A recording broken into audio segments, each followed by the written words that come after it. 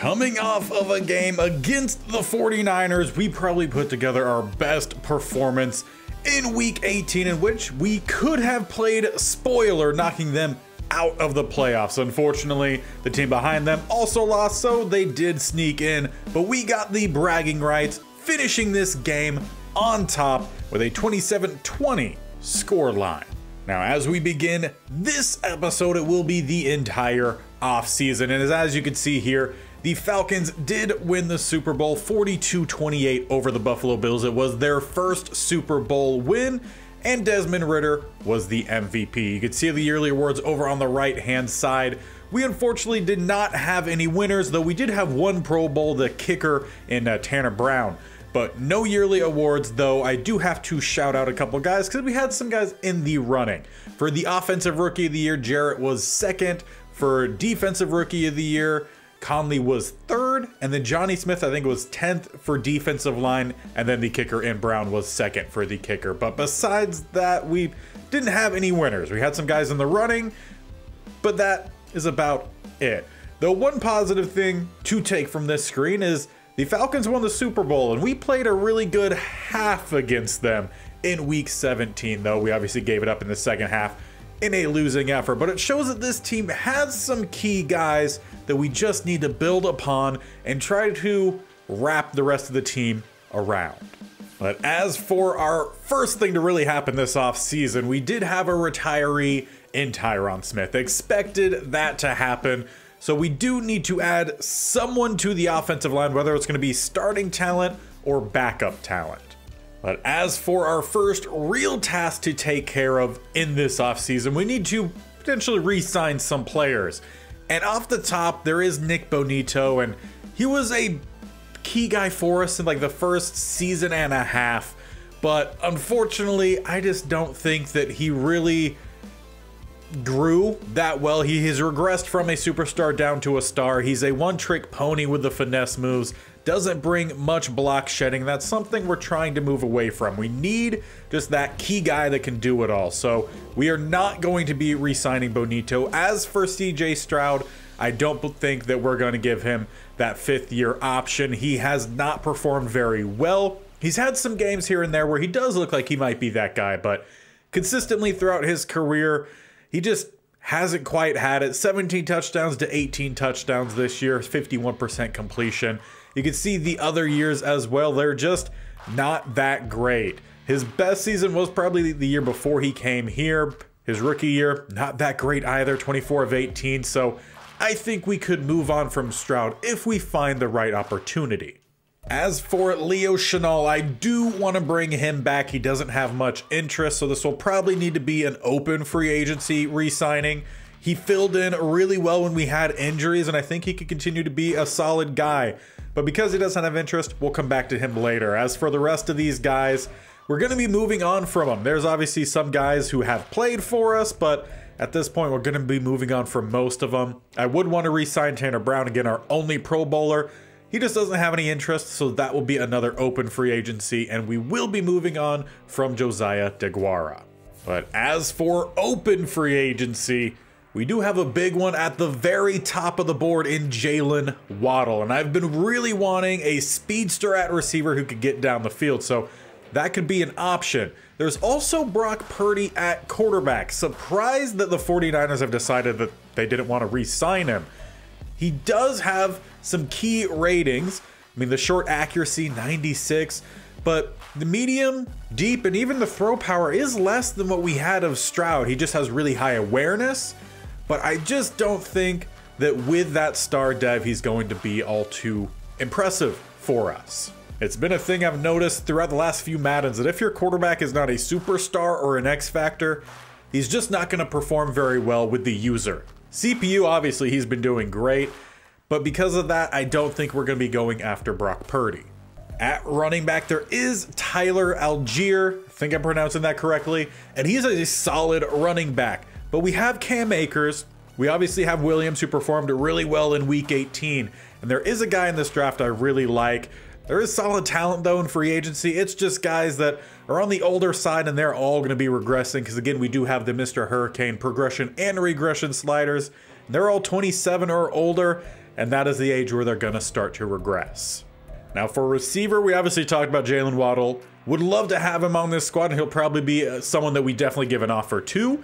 He does have 11 offers already given to him, but I just think he would be a tremendous talent for us to bring in. I mean, he has all the speed, acceleration, great hands, has pretty good route running, though surprisingly, the deep route running and release aren't quite as refined as I would have expected. But he can still be really solid for us, and we'll definitely be putting in an offer for him. Past him, though, I just am not a big fan of what I'm seeing from a lot of these other receivers. There is Dobbs, but he's just not quite as developed. And most of these guys, again, are on the older side and are just going to be regressing. Now, as for the offensive line, that was obviously a big problem for us this last season when we've made some adjustments for the slider set. So I don't think any of these guys that we're really seeing here on the board are really going to help us out. Andrews is there, doesn't have any offers, but I just don't think he would really help us out and would maybe be a one-year stopgap at best. So don't think we're going to be really making any signings here because they're just not going to be that much better compared to the young guys that we already have. As for the defensive line, another area of concern with this team, again, there's just not really any top-end talent. The best guy for left end is Hubbard, then Bonito is the next guy, and again, he's a single trick pony and just not going to help us out very much. At DT, there's quite a few older guys, again, 1 years, and no one really has that dominating block shedding ability that we're looking for down the middle to really help us clean up our run game. So doesn't really look like we're going to be making any signings here at DT either. As for right end, there is Grady Jarrett, and he does at least have some dual ability with block shed and power moves. But besides him, not really. Outside linebacker, there's not really anyone we could move. We don't need much at middle linebacker either. There is Jalen Phillips, and he is intriguing. He has some pretty good ratings, a star dev, but I just don't think that the separation between his finesse moves and his block shedding is really going to help us out much. 90 to 75, that's just slightly better, more exaggeration really of what we had with Bonito. So I just don't think that's going to work out for us. We need a little bit more balance, and hopefully we can find that in the draft because we're not finding that here in free agency. As for safety, there is one really intriguing option, though he does not have much interest in coming here, and that's Daxton Hill. He has the ability to kind of play either safety spots really, free or strong, and potentially if we really needed him to, he could probably play a little bit of some corner as well. He's a great athlete, has tremendous speed, but the main reason I like him is that man coverage is his higher cover rating. And we've had trouble with tight ends, so I'm hoping he could help us fill that role. Plus, he is a superstar, so we'll definitely be coming back to him, as there's really not much over at the true strong safety spot. There is Jaquan Brisker. I just don't think he's at the same level as Daxton Hill. That man coverage way down, and that's something we're definitely trying to fix. So outside of Hill, there's really not a lot of talent in the secondary that either we like or need to go after. As for Daxton Hill, we want to make sure we bring him in. He doesn't have much interest, so we're definitely going to have to raise up this money here. Look for maybe a 4 or 5. I would think probably a 4-year, because then he would start regressing in that 5th year. We'll give him a good chunk of money. That was about, what was it, 8 or so mil? Hopefully that does actually work out well for us. It does put us at the top of his board. So coming back to Jalen Waddle to actually start giving some contracts here. He has interest in us. He likes the scheme fit. He likes that we have a franchise quarterback in CJ Stroud, whether he's going to be our guy or not. We're obviously going to have to offer a little bit more money here because there's other teams interested. So how about a 4-year deal worth 21 mil per season? That puts us on his board, but not quite as high as the Cardinals. So coming back to try to rework that a little bit here. Let's bump up the money a good bit here. He's only looking for about 20 to 21 mil per season. We could make it 22.5, just sweeten it up a little bit more. And that at least levels our offer here with the Cardinals. As for the defensive line, we're going to come back to Grady Jarrett because, again, he has that dual ability, 88 power moves, 87 block shedding with the coaches and or the morale boost he's actually getting. He's still on the older side, so it would be a stopgap to give us an extra year to wait and try to find that true run stopper for down the middle. In his 12th season, I think this is something we could definitely work out, and I feel like he could still be pretty effective. He's looking for a 2-year deal, about 10.5 mil. Because he's 33, I want to lower this down to 1, and because of that, we're going to have to just sweeten the money a little bit more than what he was actually wanting. So let's make this about a $12 million offer. I don't remember if he had any other offers given to him, and he does actually have a few. Buccaneers on top with that current offer, so we're going to have to sweeten it. So we went with, what was it, 12? I think it was 12. Let's just raise it up a little bit more. We'll give him 7 mil for the salary and 7 for the bonus, make it a 14 mil for 1 season. Again, about 3.5 more than what he's looking for. And that at least puts us at the same level as the Bucs. We might have to come back and sweeten some of these deals between Jarrett as well as Waddle to try to bring them in. But right now it's really, Jarrett's the only good option at D-line. And I think that is where we're going to leave it here for the first round. We have 3 big offers we're giving out: Jalen Waddle, Grady Jarrett, as well as trying to bring in a starting strong safety in Daxton Hill. So we're going to submit these offers, and fingers crossed they work out well for us. And after we hit that button, there is no one left on the targeted board. But we only bring in Daxton Hill. So we don't get our speedy receiver, and we don't get a dual threat right down the middle of this defense. Waddle does end up going to the Cardinals, and Grady Jarrett goes to the Buccaneers. So we're going to be playing against Waddle with the Cards. Hopefully our cornerback group has come ready to play, and also Daxton Hill already has a receiver he's going to be going up against in Jalen Waddle. So from here, what I think I'm going to do, I'm going to check all the roster here, find out if there's any spots I think we need to go after, see what there is, make some signings, and then show you everyone that we brought in. And here is the full free agent class for us. Obviously, we saw that we had brought in Daxton Hill. He's going to be an immediate starter for us at strong safety, going to fill out the role that we previously had J-Ron Curse. We brought in Michael Pierce basically as a great value version of Grady Jarrett. His ratings aren't as high, but he's always been known as being a run stopper, and at least he's going to have a mentor tag, whether we start him or just have him in the rotation. We also ended up bringing in Carl Granderson. He has a little bit of some dual threat ability. He's on the older side, 29, but I think he could at least help fill out some rotation. The block shedding is at an 81, finesse moves at a 77, currently with a -1 for morale, so actually a 78. Don't think he's going to be in the starting spot, but he could definitely at least fill out the depth in case we do have injuries, which we've had in the past. I mean, Bonito missed pretty much all of last season. We did end up bringing back Leo Chenal. He again was fantastic for us last year when filling in for injuries. I would expect nothing less from him if he has to do that once again. We also ended up bringing back Tanner Brown, who was our one and only Pro Bowler, so we had to bring him back. We brought in Cam Sample very similarly to that of Granderson, though he's just a bit younger. Now, I did find one intriguing player in Ryan Red, or maybe it's Rain Red. Either way, he's a very intriguing young receiver. Obviously, we missed out on Jalen Waddle. So I found a young guy out of TCU in his second season who does have some really good speed. 93 speed, 96 acceleration. Hands are a little bit of a work in progress, but he has that deep route running at a 76 with 75 release, plus some after the catch ability. It is a concern with his injury though, so he's not going to be a full-time starter by any means, but we could try to work him out there and see how well he could do. Fills out a role that we really didn't have on this roster, which is just a speedy receiver to get downfield. Past him, we brought in a fair few amount of other guys to be backup offensive linemen, essentially. We have a 69 overall, a 68 overall, and a 65 overall. Whether they actually make the final roster, we will see, depending on undrafted free agents and maybe draftees for us. But either way, we needed some backups because we didn't have any.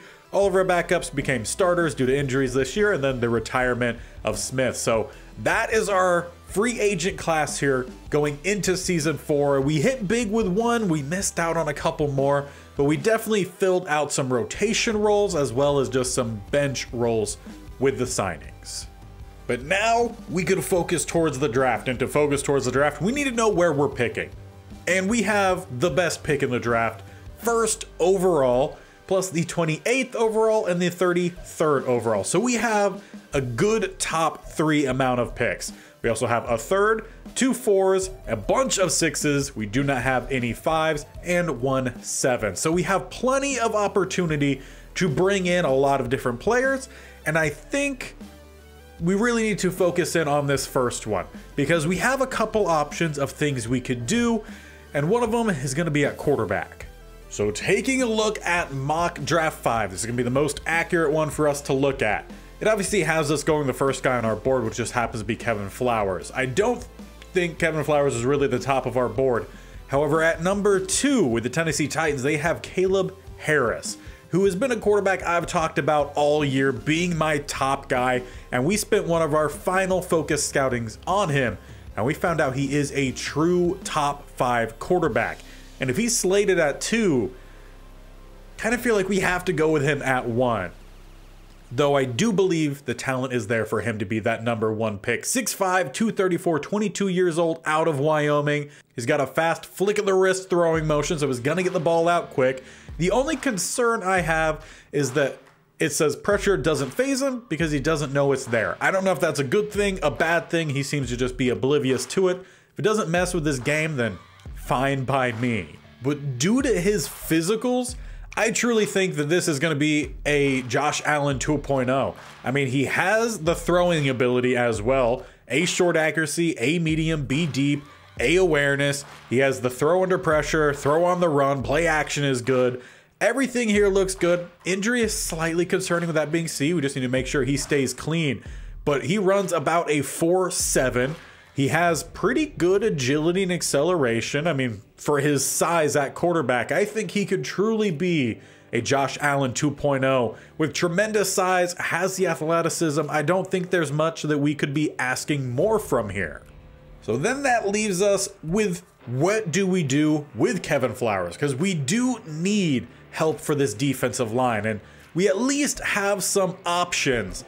And luckily, we also have a fair few amount of picks towards the top as well. Now, Kevin Flowers is a round 1 to 2 projection, and we again spent some of our focus scouting on him to solidify some of those key ratings. And we found out he has B block shedding and A power moves, and that's going to be a common thread here with some of our favorite pass rushers. Though he does separate himself here with A awareness.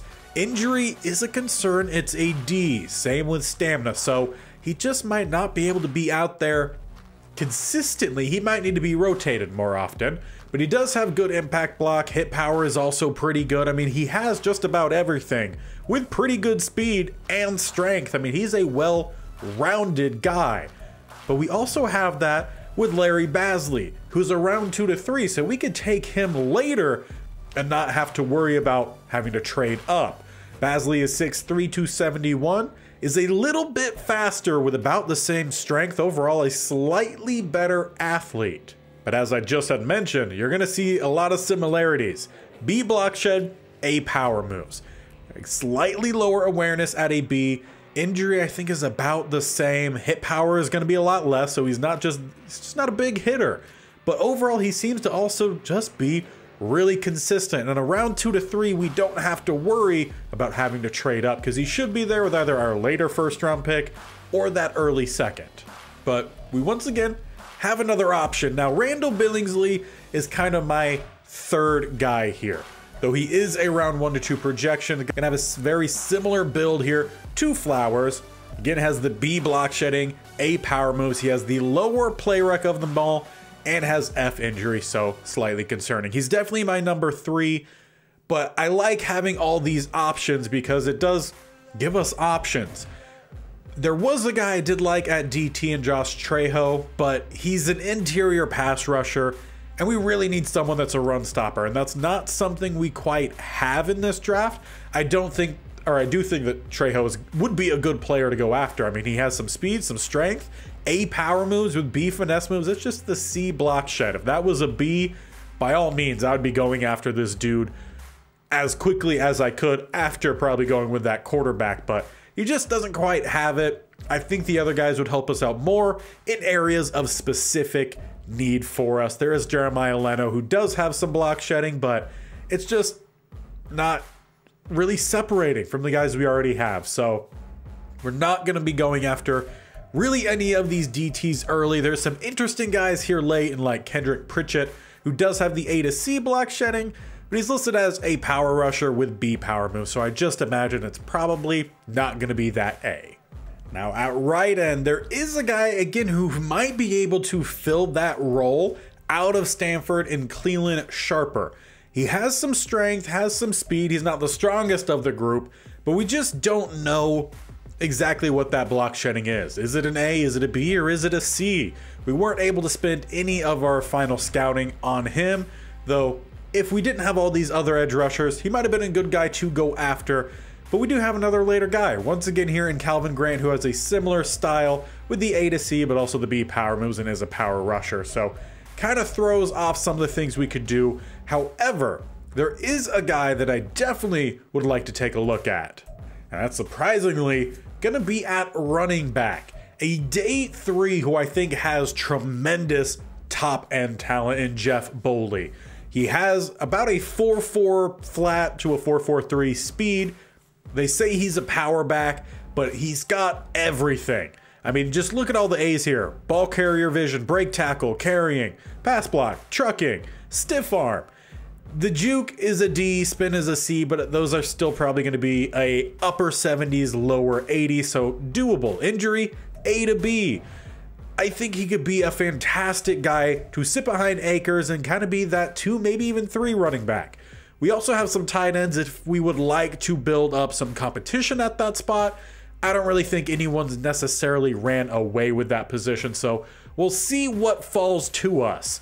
But I think it's time that we get ready and start this draft. And obviously, we have the #1 pick, so there's not going to be any drama here. We know who our top 5 guy is. We saw the mock 5, so we know we're going after Caleb Harris.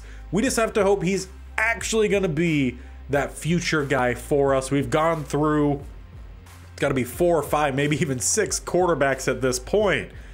So it's about time we find our true franchise guy. And Caleb Harris is a hidden dev with 96 throw power, 84 speed. He's got some agility, some change of direction. All in all, he very well might end up being our true generational talent at quarterback, Josh Allen 2.0.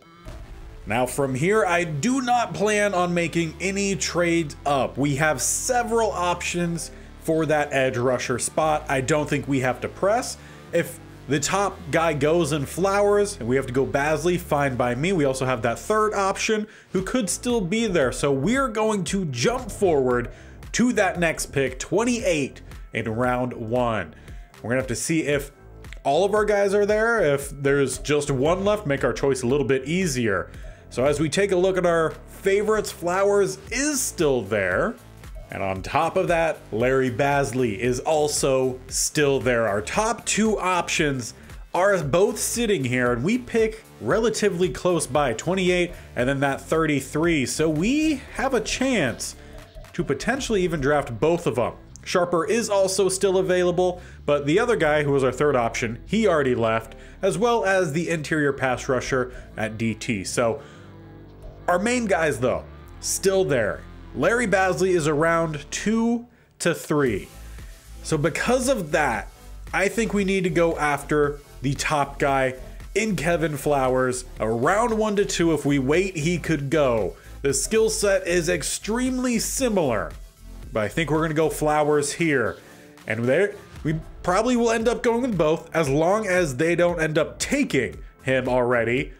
And we'll just see. They might be a rotational kind of duo, but right now I don't think we can miss out on the 6'5", 274 edge rusher, who is surprisingly a normal dev. I did not expect that. 86 strength, 84 speed. He's got a little bit of some agility and acceleration to his game, but primarily what you're looking at here is the speed and the strength, and he definitely has those. And we'll just have to see if our other guy is also still there. As we jump forward a couple spots here, the Ravens with the 29th pick go guard out of Auburn in Gorey. And for the next pick, the 30th overall, the Packers go with an outside linebacker out of Oklahoma, McElroy.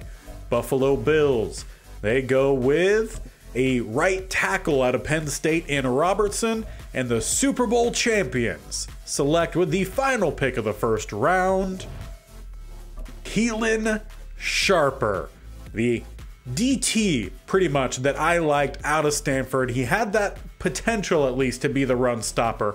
We'll check him at the end to see how good of a player he is, but we are back on the board.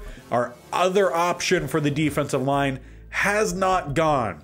Obviously, this means we might have to make some rotations, but one thing we have not talked about is offensive line, which was some area of need for us. Obviously, Smith retired.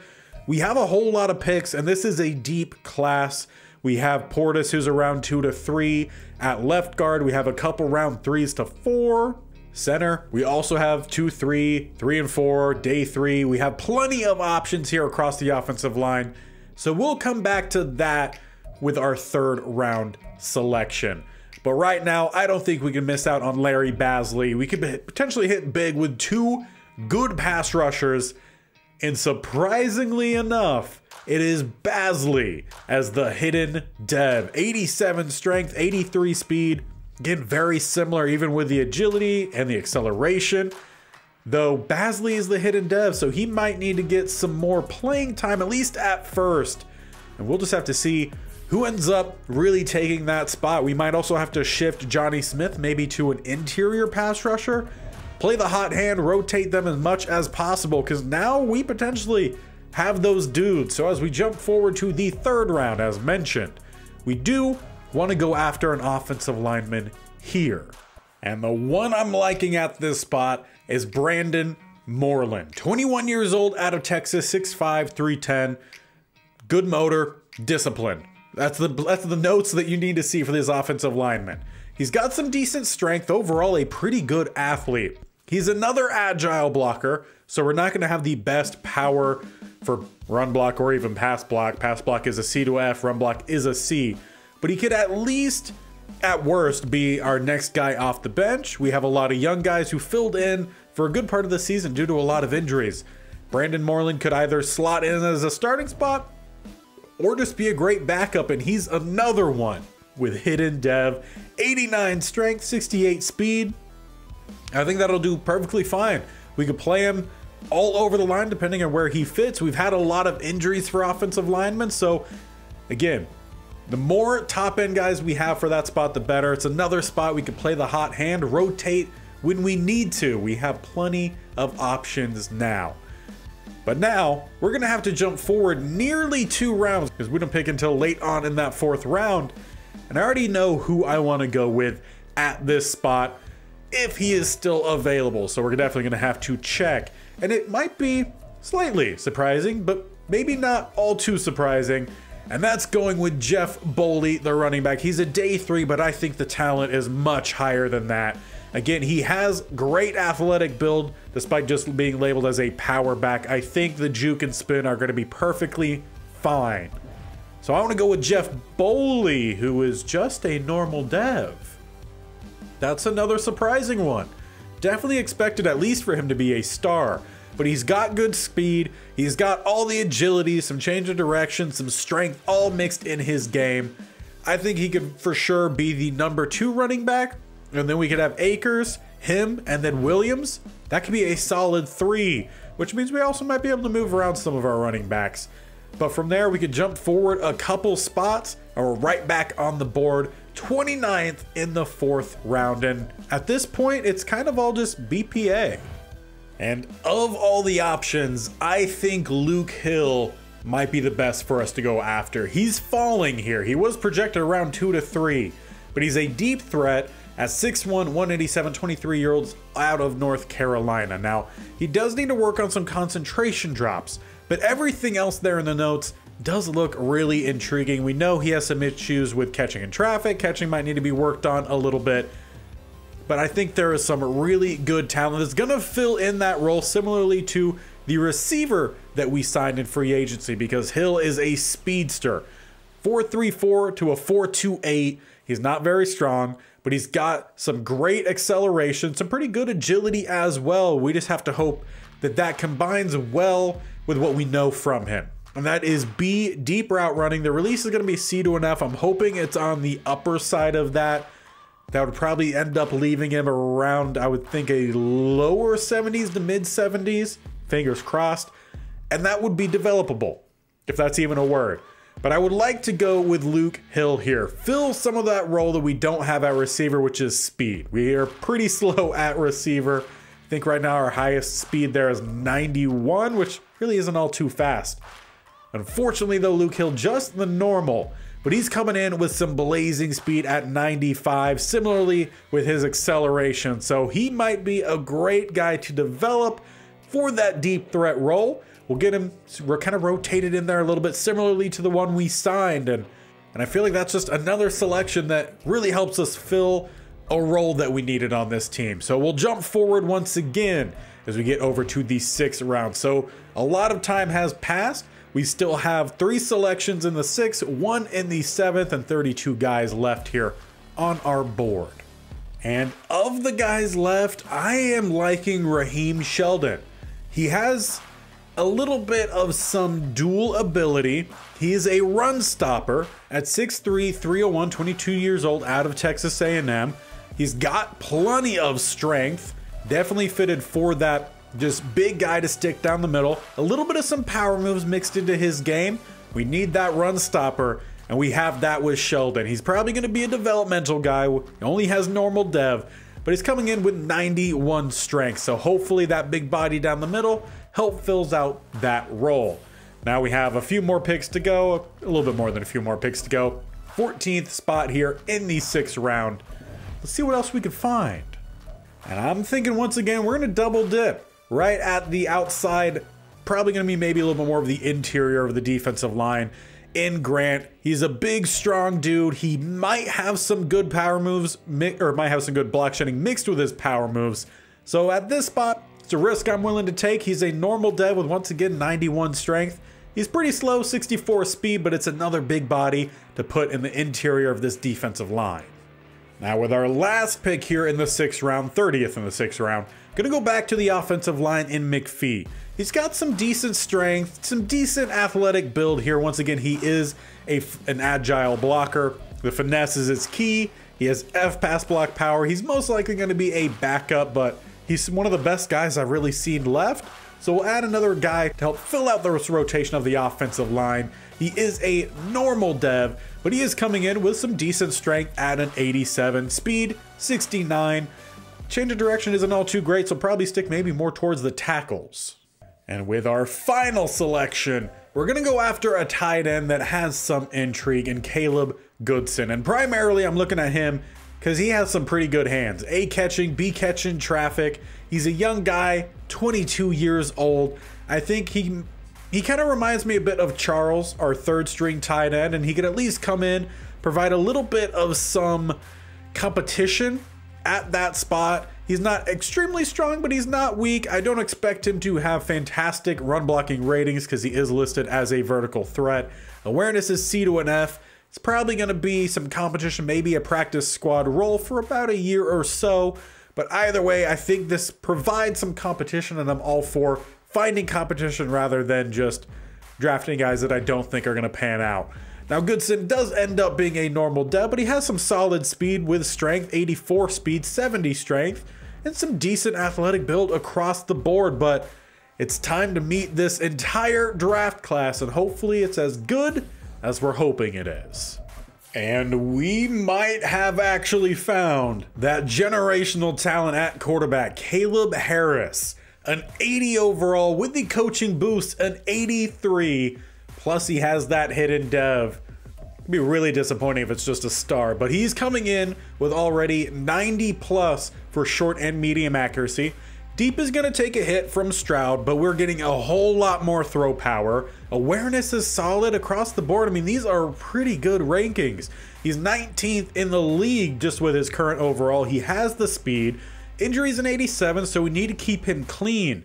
But Caleb Harris, I do believe, is a Josh Allen 2.0. We'll definitely focus on upgrading that deep accuracy because the short and medium are there. Wyoming, apparently they're producing some pretty good quarterbacks as long as the interceptions stay away.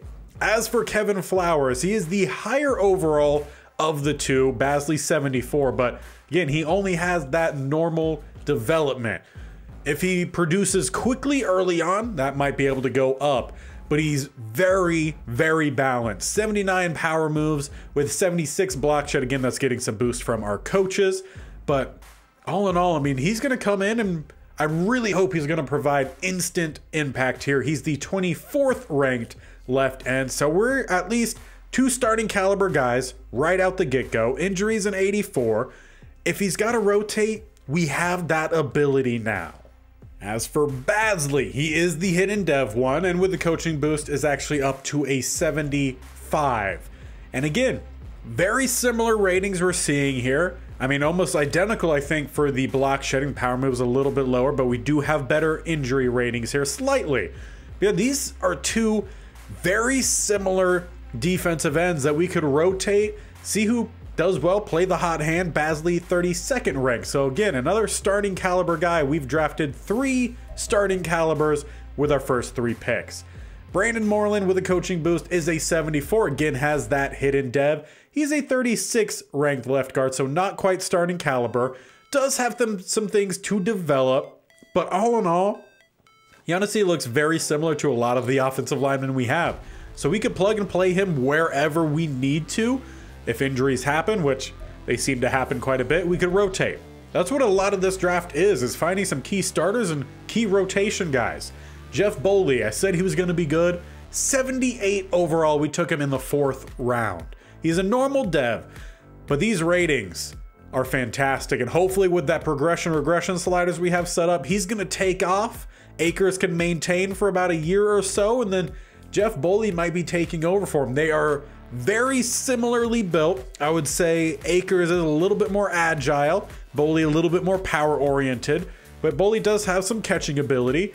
We'll just have to make sure that we're getting him out there while also getting Williams out there. I think we need a lot of rotation going into this next year, especially with the depth we now have. As for that receiver that we saved, Luke Hill, the same overall as Rain something that we had signed, or Ryan something. Either way, they're filling out the same kind of role that we needed on this team. A speedster to get downfield. He doesn't have as good of release as I was hoping, a 66, but he has some kick return ability. That might be where he gets a lot of his playing time this season, see some development, and maybe, who knows, we get some blowouts happening, we can get some young guys in. After him, we're going to start dipping down into the 60s, but these are all spots that we expected to see some rotational developmental guys, and Sheldon very much is that. He's a developmental run stopper to put right down the middle with 94 strength, 76 block shedding. That's pretty solid. We'll have to switch him to DT, and that overall might go up a little bit. Same for Grant, who's going to be coming in here at a 64. So a lower overall, again, still might go up a little bit, but he's 21 years old. Provides, again, that great strength with the block shedding. A little bit more power moves with him, so he'd be slightly above the other in terms of any sort of interior pass rush assigned to people, though. Being 64 speed, probably not going to get out there all too often. As for the last couple guys, 265 overalls, McPhee stays at a 65, and he's definitely going to be a developmental run blocker, which we didn't quite have on this team. So that again is another need that we had that we filled. And then lastly, we have the tight end in Goodson. As mentioned, 65. He's probably, if we run 4 tight ends, he could definitely make it, but he might be practice squad just due to depth. Run blocking is a bit low, but I mean, solid hands, needs to work on some route running, but the hands are solid with a pretty good athletic build. with 84 speed, 87 acceleration, again, is at least providing some competition. Though I do need to check what that other end was out of Stanford that went to the Falcons. And he actually ends up being a 73 overall hidden dev, but he's very much just a one-trick pony with the 78 block shedding, only 89 strength. I was hoping he would actually have better than that, so I'm perfectly fine not going with this selection then. He's a one-trick guy, and we're trying to get away from that. As for the quarterback situation, we obviously got our guy who was an 80. Connor Montague was another option we had, and they're very similar. 79 hidden dev. We got the better short medium accuracies, deep about the same, slightly better throw power, but all in all, these were two very comparable quarterbacks, and they went 1 and 2. Though there was one more option, and that was Ben Snowden, who went to the Lions, a 74 overall, though still hidden dev. So we definitely got the best of the bunch. But all in all, these guys were very similar. I think we just got the one with the higher awareness to boost us up just a good bit more. But that brings us to the end of today's episode. I think we accomplished a lot here in the offseason. We obviously didn't hit as big as we were hoping for in free agency, missing out on Grady Jarrett and Jalen Waddle, but we did bring in Daxton Hill, who's going to fill out that empty spot from J-Ron Curse, I feel like, very well. I feel like he's maybe just a more athletic, younger version of Curse. Hopefully better for us as well, helping out with that man coverage. Obviously, the draft, I think we did really well. We found so many either starters, rotational guys, or at least some really good development guys as well, filling out a lot of needs that we had with this team. So I hope you guys enjoyed it. We are very close, around 150, I think, subscribers away from hitting that 1,000 mark. So make sure, if you enjoyed, hit that bell icon on the bottom right, or scroll down, hit that subscription button. And definitely tap that bell icon so you do not miss the rest of these videos. This series out every single Monday, Tuesday, Thursday, and Friday, meaning week 1 will be out tomorrow. I'm gonna go sort out the roster, edit some player appearances, all that fun stuff, and week 1 will be tomorrow. We also have the State Only Challenge every Wednesday and Saturday, so 6 videos every single week, plus the shorts highlighting everything. So you guys got a bunch more coming. So until tomorrow, where we start this next season, we'll see you then. Bye.